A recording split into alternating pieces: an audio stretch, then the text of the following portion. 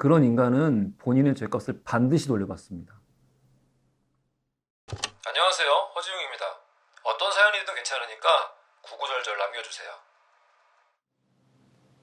안녕하세요. 허중입니다. 오늘은 잠시 시작하기 전에 공지가 있습니다.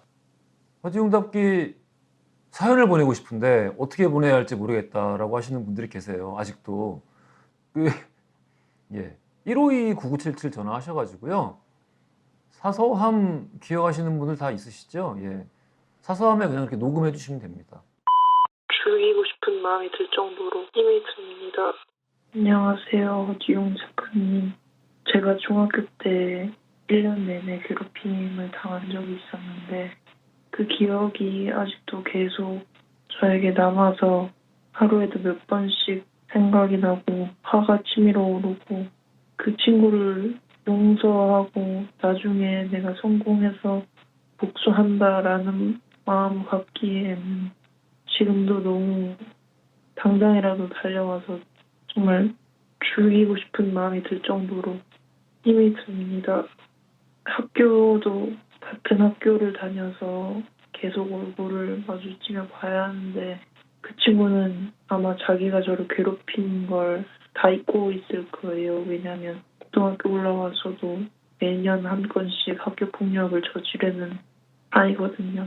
근데 그 친구가 머리가 워낙 명확하고 좋아서 매번 신고를 당할 때마다 기가 막히게 빠져나가고 그렇게 해서 처벌받지 않고 뻔뻔하게 살아가는 모습을 매년 보고 있습니다. 그럴수록 너무 화가 나고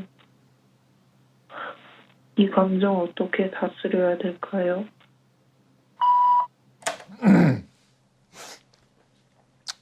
용서를 당연히 못하죠.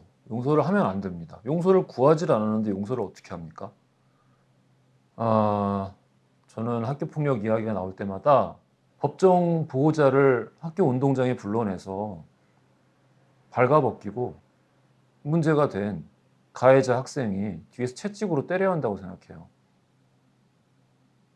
인간이면 좀 바뀌지 않을까요?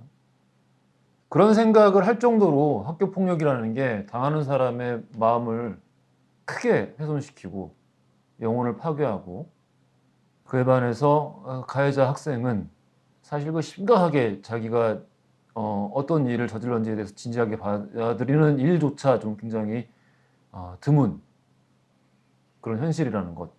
그리고 또 대개의 경우 놀랍게도 많은 부모님들이 내 아이는 그럴 아이가 아니다 라거나 방관하거나 내버려두는 그런 현실이 우리가 지금 살고 있는 진짜 세상의 민낯입니다. 어렸을 때 충분히 겪을 수 있는 일이라고 생각하고 넘어가서는 안 되는 일이에요. 학교폭력은. 저는 지금까지도 잊을 수가 없는 장면이 있는데요. 많은 분들도 그럴 거라고 생각을 합니다. 지속적으로 학교폭력 때문에 괴롭힘을 당해왔던 학생이 정말 오랜 시간 고민하다가 옥상으로 올라가서 아파트 옥상에서 뛰어내리는 선택을 했는데 그 전에 한번 낮에 옥상에 가서 어떻게 해야겠다라고 한번 먼저 올라갔다가 내려왔단 말이에요. 근데 그 옥상에 올라가는 동안에 엘리베이터 안에서 쭈그리고 앉아서 울고 있는데 그 장면이 계속 가끔씩 떠오르는데 미쳐버릴 것 같아요. 그런 상황에 아이를 두는 사회는 존속될 가치가 없는 사회예요. 말도 안 되는 일입니다. 이런 종류의 사연에 과거를 덮고 본인의 어떤 그 건강한 삶을 위해서 다음 일을 생각해라 라고 조언하기는 어려울 것 같습니다. 왜냐면은 제가 이제 늘 강조하는 거 있잖아요. 감당하고 수습하고 다음 일을 하자. 감당하고 수습하기 위해서는 이 일에 대한 정확한 처분과 용서를 비는 사과가 있어야 돼요. 지금 이 일 같은 경우는 사과가 없었고 그에 따른 상응하는 조치가 없었기 때문에 복수하고 싶다는 마음 1000% 이해합니다. 제가 우리 사연자분에게 부탁드리고 싶은 게 있는데 지금 학교에서 지금 현재 갖추고 있는 학교폭력을 방지하고 이미 벌어진 학교폭력에 대해서 대처하는 일종의 이제 플로우가 있을 거예요. 거기에 대해서 얼마나 신뢰가 떨어져 있을지 알고도 남음이 있습니다. 하지만 그럼에도 불구하고 마지막으로 한 번만 더 어른들을 믿어주시고 일단 학교에 정식으로 요청하고요. 교육당국이 어떻게 대처하는지 지켜봐 주시고 그럼에도 불구하고 그렇게 했음에도 불구하고 또 해결이 안 된다. 그러면은 막 어떻게 해야겠다라는 마음에 막 어떤 복수의 감정이 들 거예요. 행동으로 옮기시기 전에 한 번만 더 저한테 연락을 주십시오. 이렇게 계속 마음고생을 하고 끙끙 앓다가는 더 큰 일이 벌어질 수 있습니다. 예. 이런 일을 뿌리 뽑기는 굉장히 어렵지만 눈앞에서 우리 손이 닿을 수 있는 곳에서 학교 폭력에 시달리고 있는 사람 한 명을 구하는 건 생각보다 그렇게 어렵지 않습니다. 본인 마음대로 본인 생각대로 행동하시기 전에 한 번만 더 연락 주세요. 제발 꼭 부탁드릴게요.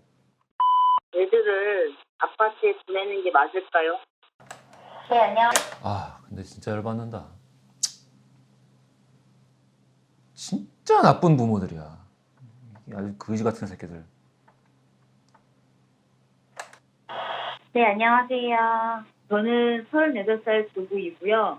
저는 자녀가 지금 4명이거든요.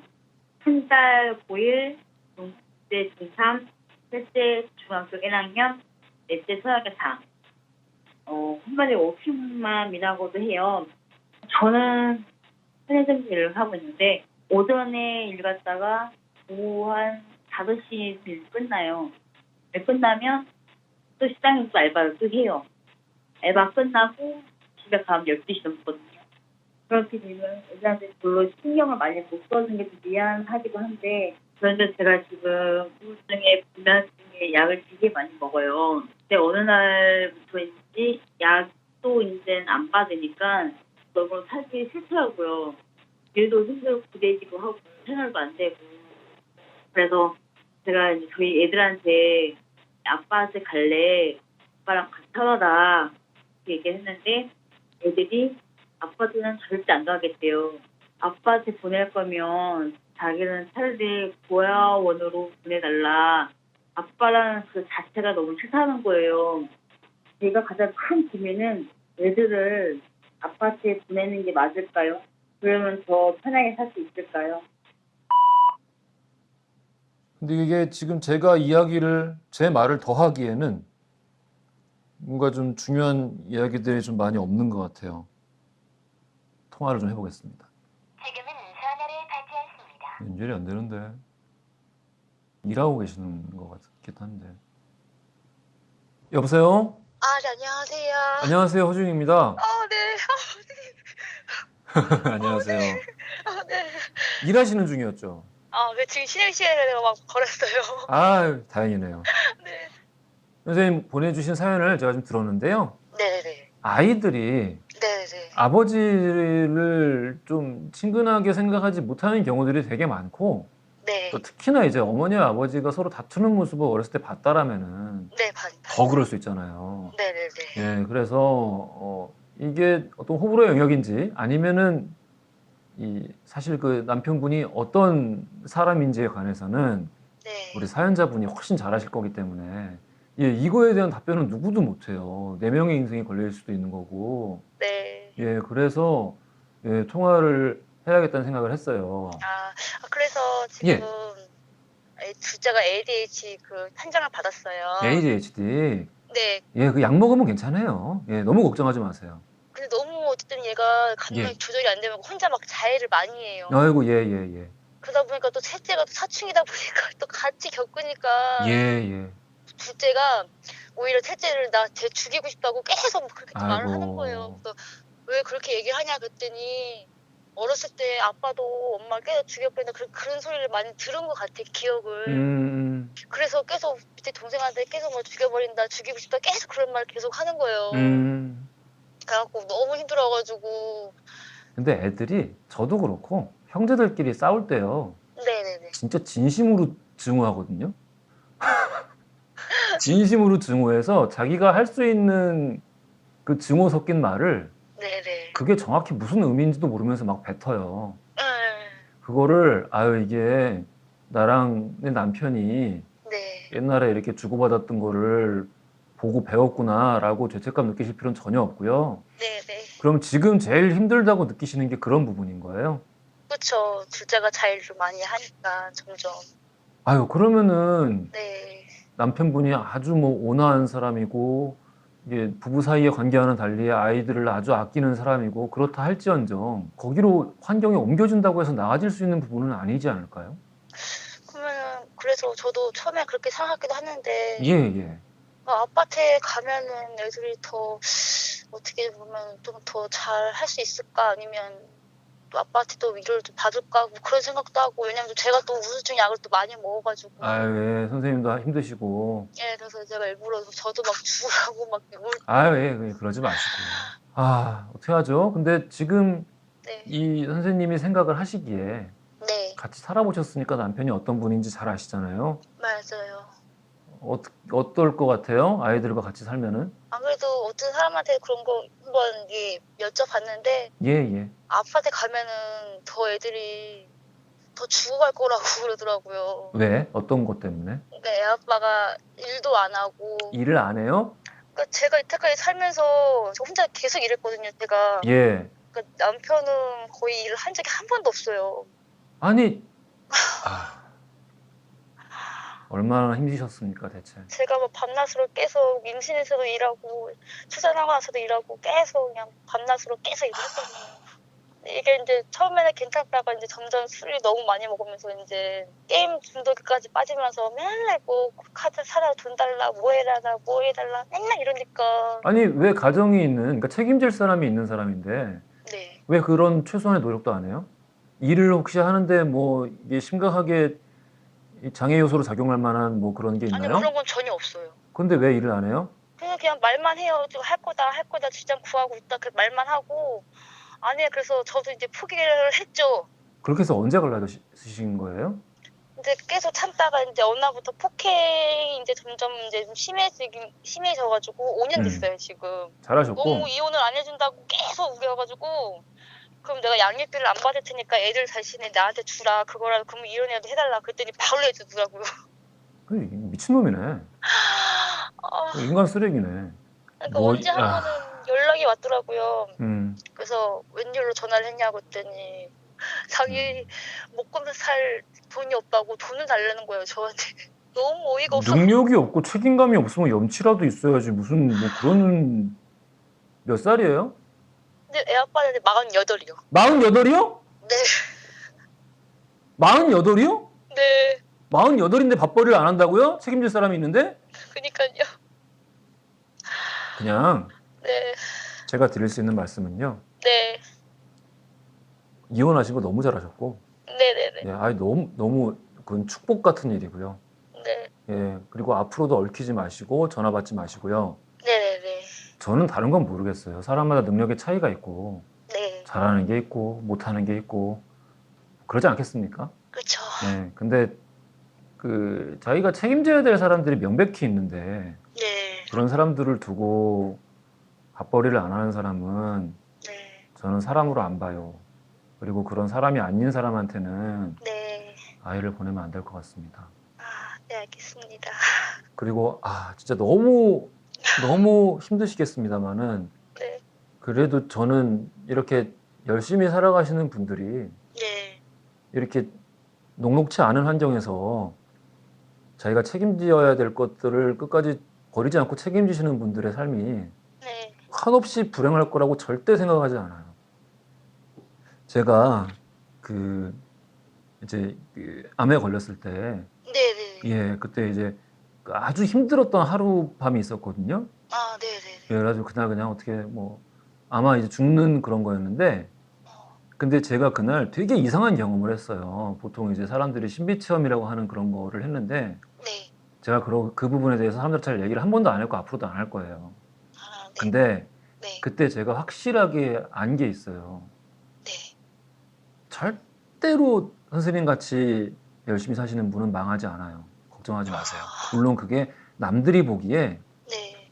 막 어떤 가시적인 성격에 손에 잡히는 성격의 어떤 그런 행운이나 성공처럼 보이진 않을 수 있어도 본인은 알 수 있는 진짜 맹세할 수 있어요. 정말 그게 돌아오고 네. 지금 헤어지신 남이 된 그런 남편분 있잖아요. 네네네. 네네네. 그런 인간은 본인의 죄값을 반드시 돌려받습니다. 네네네. 그렇겠죠. 그러니까 복수심이나 그 인간에 대한 어떤 그 불행한 마음, 네. 그것 때문에 지금 눈앞의 것이나 혹은 앞으로 있을 수 있는 행운 같은 거 네. 막 발로 걷어차지 마시고, 네. 예, 지금 일만 생각하시고, 예, 조금만, 예, 더 해보죠, 뭐. 네, 알겠습니다. 예, 감사합니다. 너무 걱정하지 마시고요. 빨리 일 가셔야죠, 이제. 네, 이제 일을 해야 돼요. 건강하시고요. 네, 감사합니다. 건강하세요. 예, 들어가십시오. 네, 감사합니다. 이런, 이씨. 에이, 48인데. 최근에 아버지가 바람피고 있다는 사실을 알게 되었는데 40대 초반 공무원 수험생입니다. 원래 저에게 아버지란 존재는 두려움의 대상이었어요. 밖에서는 정말 진실한 사람이지만 집에서만큼은 정말 폭군이었습니다. 어릴 적 주사로 집에서 고성을 지르거나 물건을 던지는 일이 빈번했고 월급은 술집에서 다 써버려서 어머니는 생활비가 없어서 리어카 장사부터 안 해보신 일이 없을 정도입니다. 어릴 때는 몰랐지만 바람도 피우셨다고 나중에 어머니를 통해 알게 되었네요. 어머니는 이혼을 수백 번 생각하셨지만 자식들 클 때까지만 참자는 생각으로 지금껏 버텨오셨고 그래도 조금씩 변화되는 모습을 보면서 미안 삼으셨던 것 같습니다. 지금은 술도 많이 줄이시고 어머니를 따라서 교회도 나가시고 과거에 비해서 정말 많이 좋아지셨습니다. 문제는 최근에 아버지가 바람피고 있다는 사실을 알게 되었는데 어머니는 아버지가 진심으로 사과하신다면 한 번 더 기회를 주고 싶어 하십니다. 종교적으로 이혼에 대한 부담감도 있으시고 아껴 힘들게 모은 재산을 이혼해서 바람핀 여자가 편하게 쓰는 모습은 절대 못 보겠다고 하십니다. 물론 어머니의 선택을 존중해드리겠지만 소시오패스 같던 아버지가 남긴 상처를 제가 어떻게 극복하고 자식으로서 어떻게 대해야 하는지 모르겠습니다. 정리가 안 돼서 글을 썼는데 읽는 것도 힘드네요. 그럼 감사합니다. 예전에는 그런 아버지들 참 많았습니다. 밖에서는 참 잘하고 다니시는데 집에만 오면은 기밀성이 되는 이 현상에 대해서 이걸 어떻게 받아들여야 되나, 멀리 볼 것도 아니고 당장 뭐 저희 집을 보면서 그런 생각을 많이 했었습니다. 원칙대로 말씀드리면은 일단 아버지 어머니 사이의 일은 어머니가 결정하게 두시는 게 맞습니다. 저는 어떤 경우에서든 서로 좀 분리해서 생각해야 된다라는 생각을 하거든요. 나와 우리 부모 사이의 관계가 있는 것이고 또 부부 사이에는 남편과 아내 사이의 관계가 있는 것인데 그 관계에 대해서 자식은 또 잘 몰라요. 예, 다 안다고 생각하지만 잘 모릅니다. 그리고 제가 자신 있게 말씀드리는데 지금까지 이 살아온 나날들 내가 한 노력이 아까워서 이거를 다른 여자가 와서 그거를 누릴까봐 내가 너무 걱정이 된다. 내가 너무 그게 화가 난다. 라는 마음으로 관계를 끊지 못하시면은요, 진짜 후회합니다. 이건 100%예요. 제가 그런 모습들을 수없이 많이 봤고요. 그리고 저희 집이 그랬습니다. 이 관계를 끊어야 되는 건 알고 있지만 다른 문제, 종교적인 문제, 혹은 다른 사람이 와서 나의 행복감을 뺏을 것 같다라는 불안, 두려움, 이런 것 때문에 끊어야 될 관계를 끊지 못했을 때 벌어질 일이 훨씬 더 크다는 거 제가 정말 맹세할 수 있습니다. 어머니가 이런 생각하실 수도 있거든요. 지금 뭐 내 아이 이미 많이 컸고 30대고 지금 뭐 이 문제 때문에 뭐 더 큰 일이 벌어질래, 뭐가 더 벌어질 수 있겠어? 라는 생각하실 수도 있을 거예요. 그렇지 않습니다. 절대 그렇지 않아요. 더 크고 가혹한 일이 닥칠 수도 있습니다. 그 마음을 버리시게 만드는 게 사연자분이 할 수 있는 역할이에요. 그러니까 어머니에게 그런 부분에 대한 염려 때문에 본인의 인생을 망치지 말라고 강력하게 말씀해 주시고, 적어도 아버지를 사랑해서 진짜 관계를 개선하고 보다 나은 삶을 살 수 있을 것 같아서 관계를 지속하시겠다라면은 말릴 수 없습니다만은 과거의 문제들, 미래에 벌어질 수도 있는 문제들, 이런 것들, 지금 손에 잡히지 않는 문제들 때문에 끊어야 될 관계를 끊지 못한다? 그거 절대 안 된다고, 자식으로서가 아니라 인간 대 인간으로서 어머니에게 좀 조용하게 하지만 충분하게 이야기 나눠볼 수 있는 그런 시간 가지시길 바라겠습니다. 자, 오늘 허지웅답긴 여기까지고요. 오늘은 그냥 좀 감정이 격해진 부분이 많아서 죄송합니다. 사연자의 이야기가 우리 이제 시청자분들 본인의 기준이나 가치관에 뭔가 되게 맞지 않는다거나 마음에 들지 않을 수 있어요. 근데 거기에 너무 가혹하게 댓글을 다시면은 이제 그걸 보시는 분들이 또 상처를 받으시고 사연자분들이 그럼 이 콘텐츠를 하는 뭐 의미가 없습니다. 예. 그렇잖아요.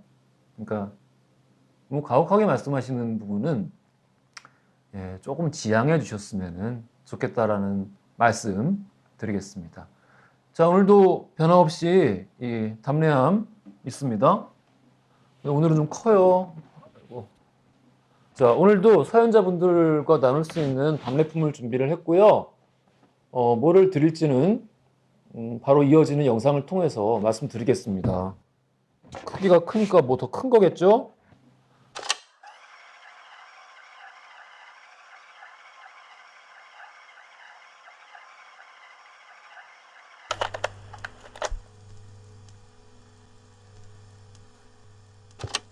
어떤 사연이든 괜찮으니까 구구절절 남겨주세요.